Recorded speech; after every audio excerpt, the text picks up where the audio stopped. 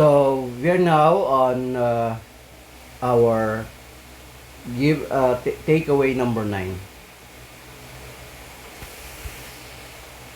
Takeaway number 9 says reduce project risk by anticipating possible obstacles and creating backup plans. No, so the project risk mitigation techniques deals with possible obstacles.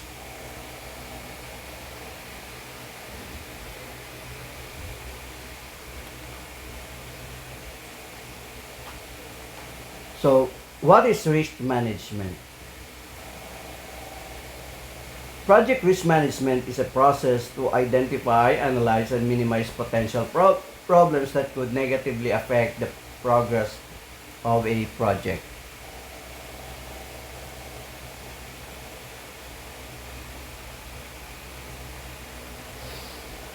With today's ever-increasing level of computing power, we are now in a better position to evaluate risk than ever before. So, how to manage risk on projects in advance? So, we need to have the ability to foresee risk that might creep up anytime in the future. And this is one of the crucial skills of an effective project manager. So there are a 6-step plan that can help out or can help us identify and manage risk before things get out of hand. No? So one is include risk management in your project. Communicate risk to others.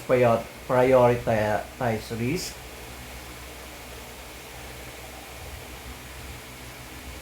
Analyze risk, implement risk responses as early as possible, track down risk. So let us consider first this this first step. So include risk management in your project.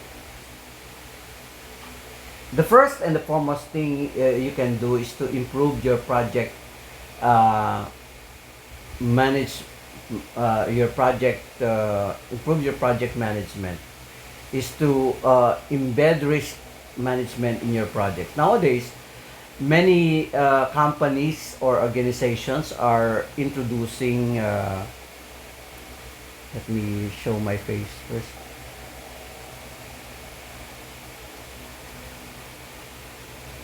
Nowadays, many companies or organizations are introducing project risk management to train their staff or detect risk before things get worse. So, to identify risk, one must possess expertise and experience to be able to focus on future scenarios. Besides having experienced project managers and members, you can arrange risk risk brainstorming sessions to discover various risks that could show up in the future. It's good to have different risk identification methods and experiment with them to identify unexpected risks that might take place. For example, you might identify loss of data as a risk and research the best backup software for your business. So, a survey by the Project Management Institute or PMI found that 82% of high-performing organizations in project management regularly practice risk management. So compared with only 49% of low-performing organizations who do so.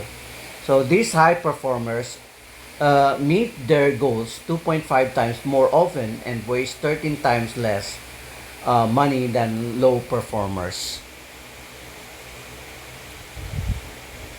Next is communicate risk to others. Now, isn't it good or isn't it great when someone in your team predicts and points out potential risk in a team meeting, and when that risk actually appears, you already had a backup in mind? This is where risk communication comes into practice.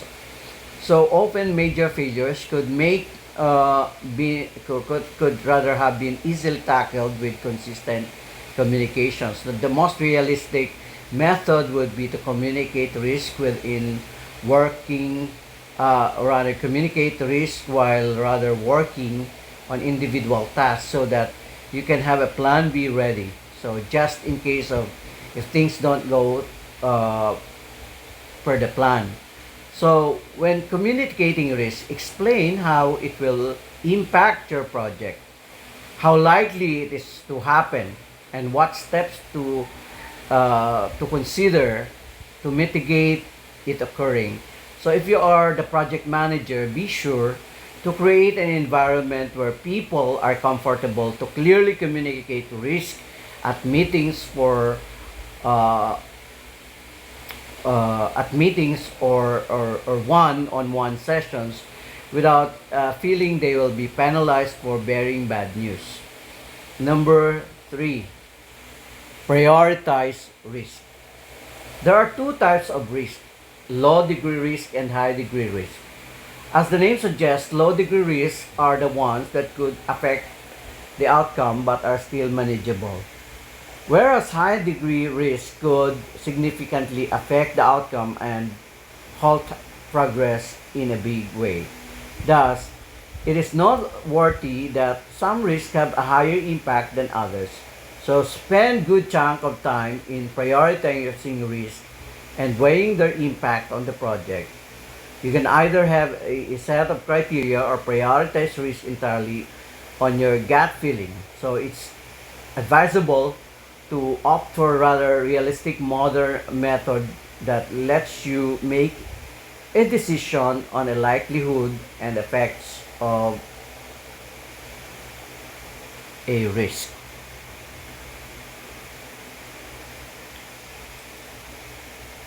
So when prioritizing risk,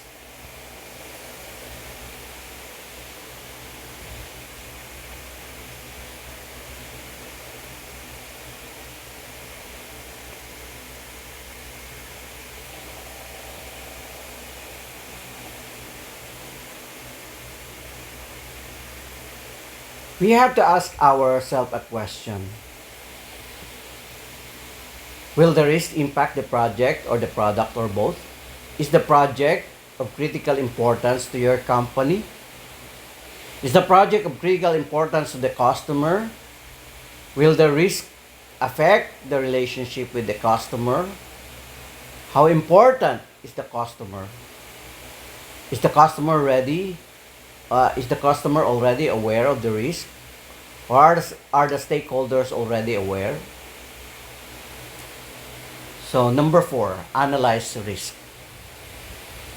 Risk analysis is an important part of risk management that can actually help you take serious steps for the benefit of a project. That's why it is crucial to understand the nature of a risk and the effects associated with it. Always keep in mind that risk analysis isn't just one dimensional but occurs at different levels. Sometimes the risk that seems small and harmless could snowball into something big and have a serious repercussions. This is when the real effectiveness of a project manager comes into a picture. Such analysis can help you discover the magnitude of impact on budget, deadlines, and product quality of a project. So a useful method is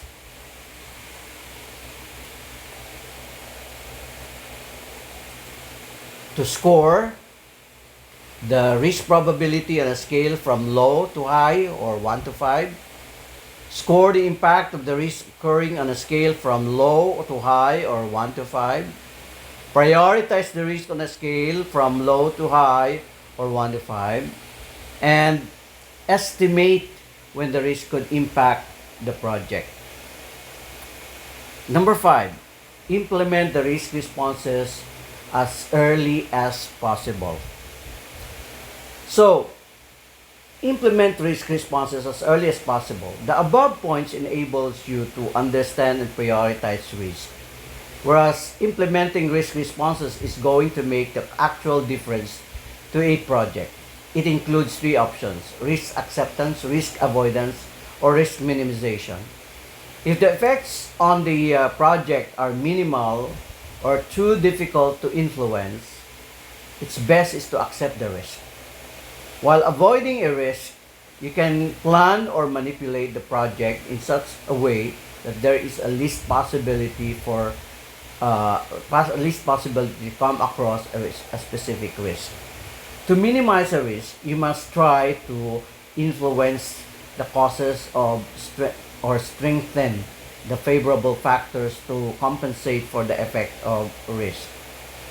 According to 2018 survey conducted by PMI, 29% of respondents indicated that opportunities and risk not being defined was one of the primary causes of project failure.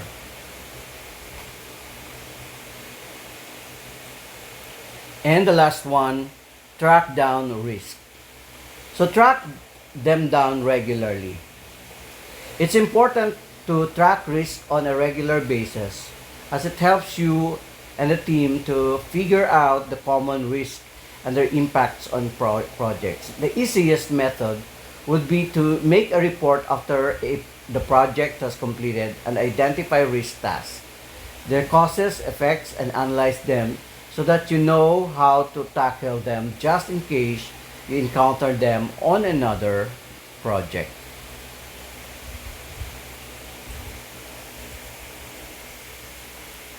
Okay, and the last or number 10 takeaways, it is said, or it says, use rather predetermined key performance indicator or KPIs and objectives to assess project's success.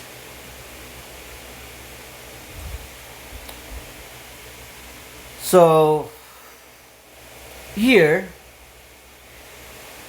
let us define what a KPI is. A KPI is a type of performance measurement that helps you understand how your organization or department is performing. A good KPI should act as a compass that shows whether you are taking the right path toward your strategic goals. So how then should you go about selecting the right KPIs for your organization? There are actually two rules for selecting the right KPIs. The so-called KEYS and the second is the SMART KPIs. Let us discuss what is KEYS and SMART KPIs. So KEYS, you have likely heard the acronym Keep It Simple, Stupid. So that's what KEYS is. Keep it simple, stupid. So this phrase rings true for KPIs. Make it as easy to understand as possible so your employees will be clear about what they need to do. Number 2, SMART KPIs. SMART KPIs stands for specific, measurable, attainable, realistic, and timely. Is your KPI all of these things? So let's take a look at our KPIs if it is of SMART component.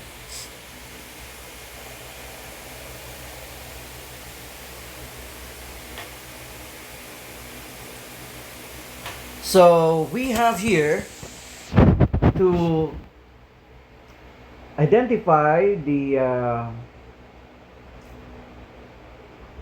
two common missteps made during the selection process.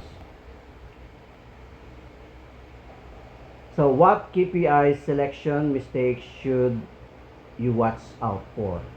And there are two common mistakes made during the selection process.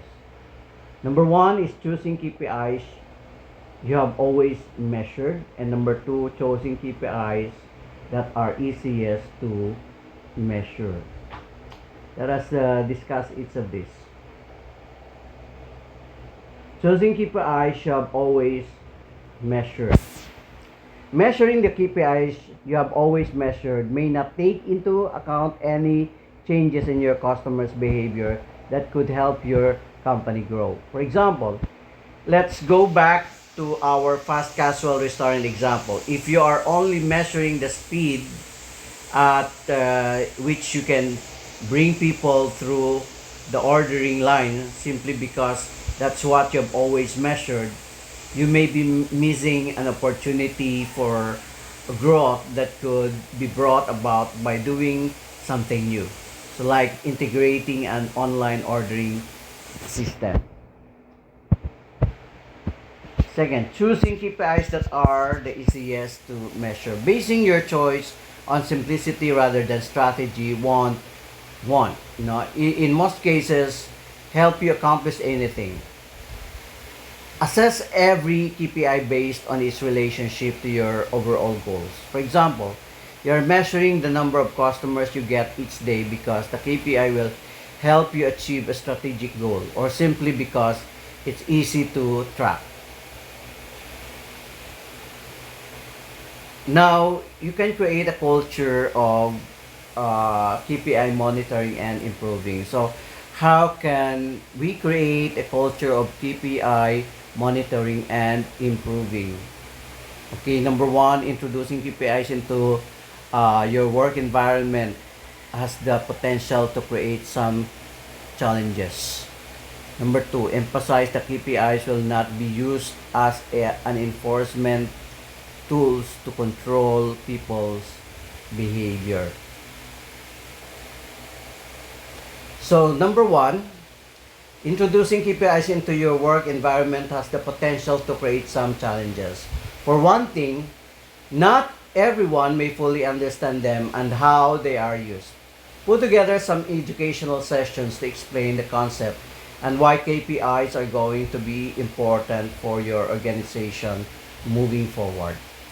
Also, emphasize that KPIs will not be used as enforcement tool to control people's behavior. For instance, when a customer service representative sees, for instance, a KPI metric related to average handle time, they might automatically assume that hitting the target rests on their shoulders alone, and that there will be negative consequences if they don't meet it. If you don't, if you don't correct the impression, you'll unwittingly encourage other behaviors that will invariably work against you. There's a huge difference between selecting the right key performance indicators and creating a culture of monitoring, reporting, and improvement. To help people embrace the use of KPIs and motivate them to change, you'll need to set up a performance management system that is consistent, transparent, and simple to use.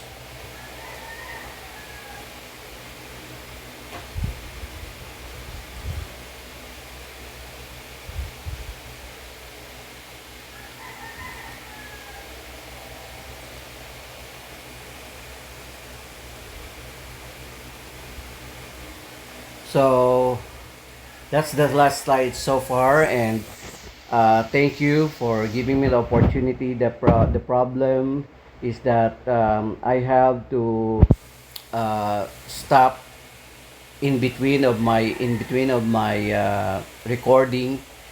I think I stopped the recording thrice because uh, it seems that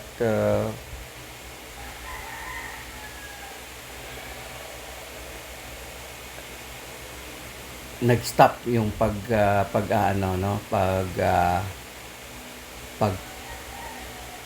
pagre-record along the way, no? Kasi hindi na nag-blink.